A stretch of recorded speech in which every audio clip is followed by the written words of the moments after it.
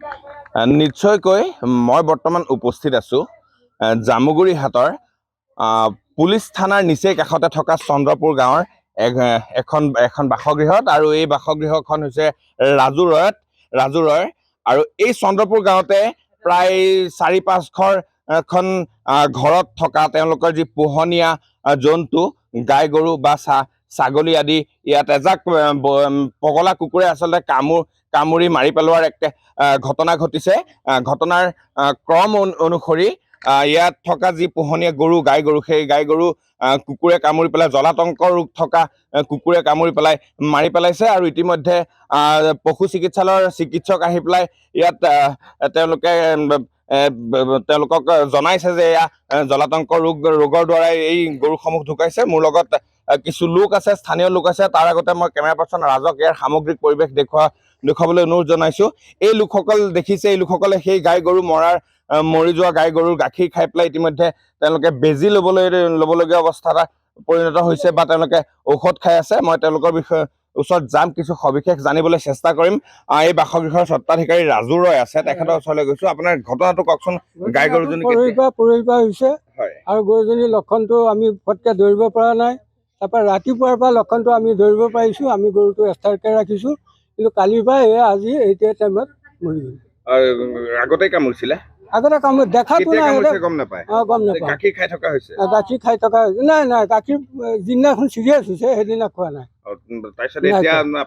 তাৰমানে আগত তাৰমানে এতিয়া কামুৰিছে নাই এইটো নাজানো, সুস্থ গৰু আহিছে কাৰণে সন্ধিয়াৰ পৰা মানে গৰুজনী চিৰিয়াছ হৈছে। পগলা কুকুৰ নেকি? পগলা কুকুৰে হ'ব, আৰু আমিতো দেখা নাই এইটো। চিকিৎসকে কি কৈছে? পশু চিকিৎসকে এইটো কুকুৰৰ এক্সন হ'ল বুলি কৈছে। জলাতংক বুলি কৈছে। ৰেবিছ হৈছে কৈছে। গৰুজনী ঢুকাল? গৰুজনী ঢুকাল। আৰু বিভিন্ন লোকৰ গৰু ঢুকাইছে। এতিয়া আমাৰ গাঁৱৰ এই 2 ঘৰ 3 ঘৰৰ কামুৰিলে, মৰিলেও। ধন্যবাদ জনাইছো। আন এগৰাকী মহিলাৰ ওচৰলৈ গৈছো। আপোনাৰ নামটো বাইদেউ? আমাৰ মানে হেৰি মেম 8 তাৰিখে কামুৰিছিলে, তেতিয়া গৰু তেতিয়া মানে লগে মানে গাই মানে নতুন চেউৰি গাভিনী আছিলে 5 মাহত। তেতিয়া লগে আহিম ডক্টৰক মাতি 5টা বেজি দিলে। দিয়াৰ পিছত 7 দিনৰ 8 দিন 9 দিন পিছে বেজি দিয়ালো।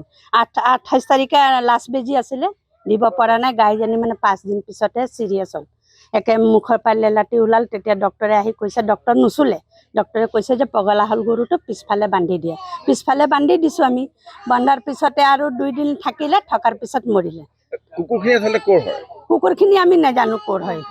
পগলা কুকুৰ মানে আমাৰ ঘৰৰ এই কাষৰ ঘৰৰ ছোৱালীজনীকো কামুৰিছে, ইহঁতৰ গৰুকো কামুৰিছে, এওঁলোকৰ গৰুকো কামুৰিছে।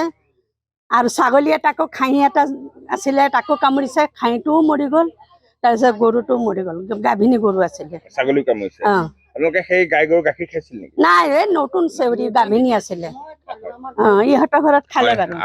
আৰু মহিলাৰ ঘৰৰ ওচৰলৈ গৈছো, কওকচোন। গাখীৰ খাইছিলে? হয়, আমাৰ সবে ফেমিলিয়ে খালো।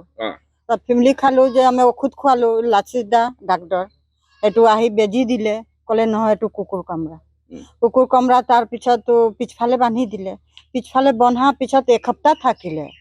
শুকুৰবাৰে ঔষধ পাতি কৰিলে, আকৌ শুকুৰবাৰে মৰিলে। আৰু তাৰপিছত আমাৰ বোৱাৰীয়ে পোৱালি 2টা, এইটো আমাৰ মালিকে মই চবে গাখীৰ খালো। আৰু সেই ঘৰৰ 1 পোৱা গাখীৰ লৈছে চাহ খাবলৈ, সেও ঔষধ খালে, গঁলীয়া ঔষধ।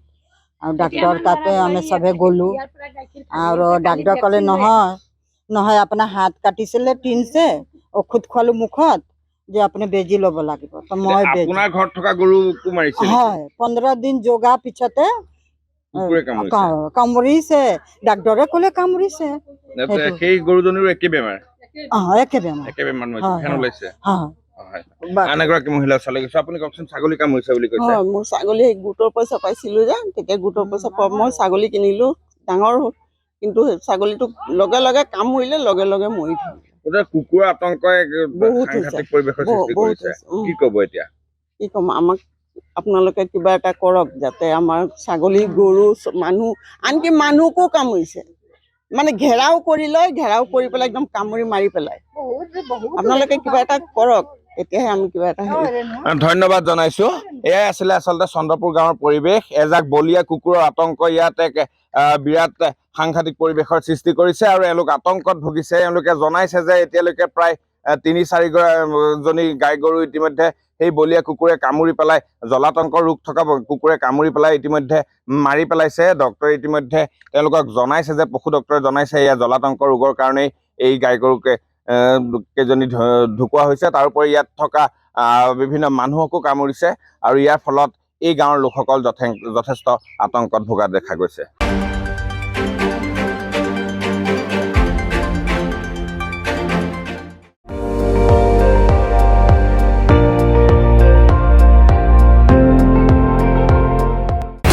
আপুনি চাই আছে ND24 সৰ্বশ্ৰেষ্ঠ নহয় সৰ্বোত্তমৰ দৌৰত।